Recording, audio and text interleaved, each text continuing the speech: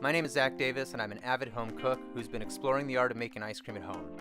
In these videos, I'll test different recipes, flavors, and even try to create some of my own. For today's video, I'm going to start off with a classic: French vanilla.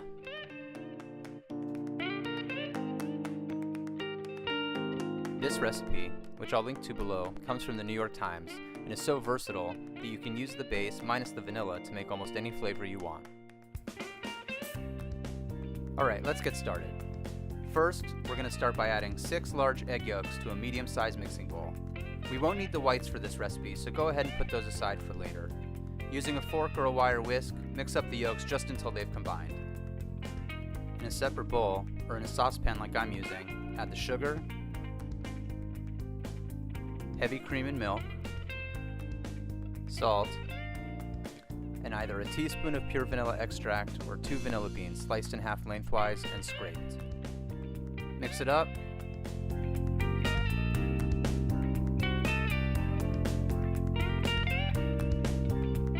pop it onto the stove. For this next step, you'll want to heat the mixture over a medium heat until the sugar fully dissolves. I shoot for 170 degrees Fahrenheit, but you should just want to make sure this doesn't come all the way up to a boil. It should take about 5 or 6 minutes.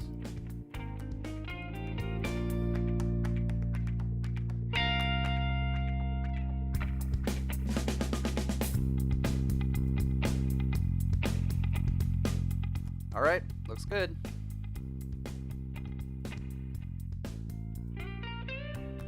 Moving off the stove, we're going to slowly mix the hot milk mixture into our egg yolks. This is called tempering, and we do it to raise the temperature of the yolks to a point where they won't scramble. So using a ladle, take a spoonful of the milk mixture, and while whisking, pour it into the egg.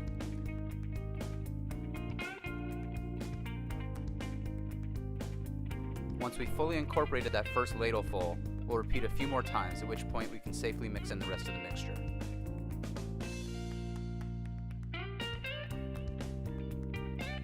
Nice work! You've officially gotten through the hardest part.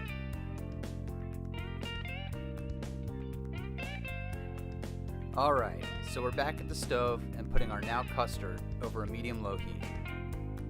This is the part where you really can't walk away for the 6 or 7 minutes it's going to take to come back up to that 170 degrees.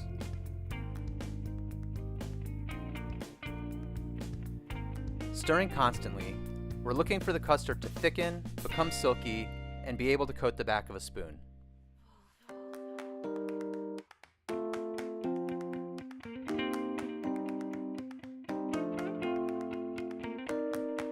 Just like that. Now we'll kill the heat and prepare to strain. Some recipes will have you transfer the custard into a metal bowl, placed into a bigger bowl filled with ice water, in order to chill enough to be put in the fridge. I generally prefer to strain the hot custard through some cheesecloth, which will collect any scrambled egg bits, into some kind of plastic container.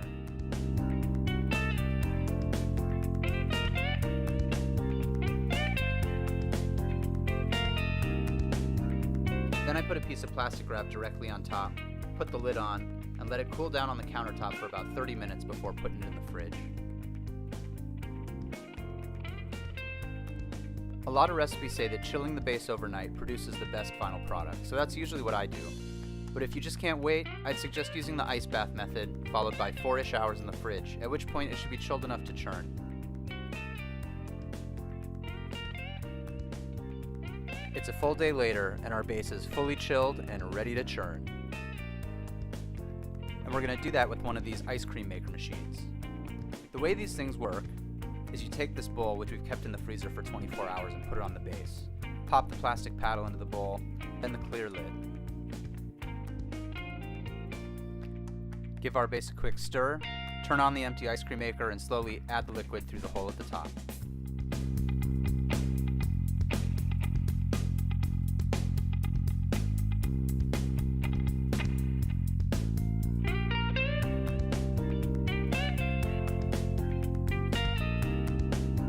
Super important that you turn on your ice cream maker prior to adding the base. Here's why. The way these things work is, as the bowl spins, the custard freezes to the inside walls. At the same time, the paddle scrapes the sides and bottom so that every part of the liquid slowly freezes into creamy, velvety ice cream. If you pour the base in while the machine is off, the sides get solid and it won't work. It'll still be delicious, just not ice cream. We're looking for this thing to reach about the consistency of soft serve, which can take anywhere from 15 to 25 minutes. And I think we're there. So now we'll turn off the ice cream maker and as quickly as possible, transfer the mixture into a freezer-safe container.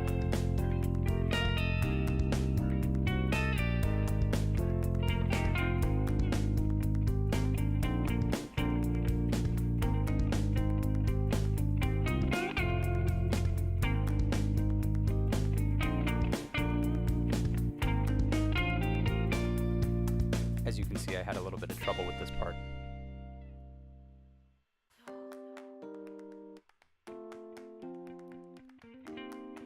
Top with plastic wrap, put the lid on, throw it in the freezer to firm up for 3 or 4 hours until it's ready to serve.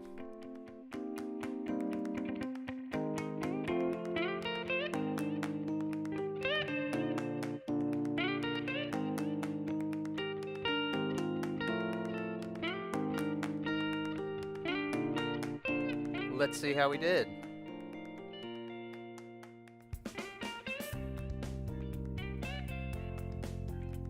So this is what mine looked like a few hours later. Definitely feels like ice cream.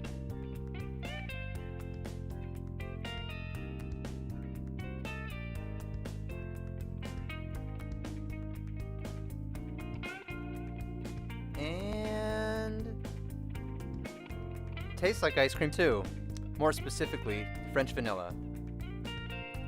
It's rich, it's creamy, it's smooth, and most importantly, it's homemade. Although one thing I'll need to invest in before my next video is a proper ice cream scooper. So that's it, French vanilla ice cream. Hope you guys enjoyed, and I'll see you next time.